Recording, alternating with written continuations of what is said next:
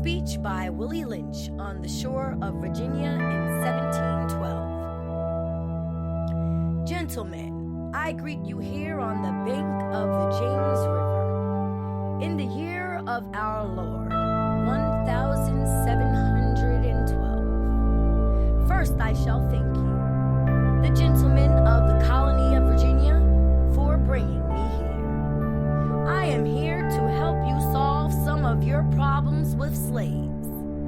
Your invitation reached me on my modest plantation in the West Indies, where I have experimented with some of the newest and still the oldest methods for control of slaves. Ancient Rome would envy us if my program is implemented. As our boat sailed south on the James River, named for our illustrious King James, whose Bible we cherish, I saw enough to know that your problem is not unique. While Rome used cords of wood as crosses for standing human bodies along the old highways in great numbers, you are here using the tree and the rope on occasion. I caught the whiff of a dead slave hanging from a tree a couple of miles back. You are not only losing valuable stock by hangings, you are having uprisings. Slaves are running away. Your crops are sometimes left in the fields too. Long for maximum profit, you suffer occasional fires. Your animals are killed, gentlemen. You know what your problems are? I do not need to elaborate. I am not here to enumerate your problems. I am here to introduce to you to a method of solving them. In my bag here, I have a foolproof method for controlling your black slaves. I guarantee every one of you that if installed correctly, it will control the slaves for at least 300 years. My method is simple. Any member of your family or any overseer can use it. I have outlined a number of differences among the slaves, and I take these differences and make them bigger. I use fear, distrust, and envy for control purposes.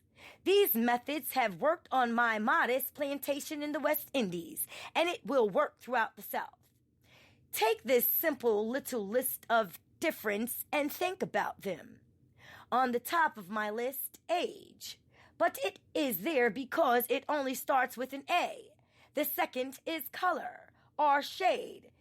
There is intelligence, size, sex, size of plantations, attitude of owners, whether the slaves living in the valley, on a hill, east, west, north, south, have fine or coarse hair, or is tall or short.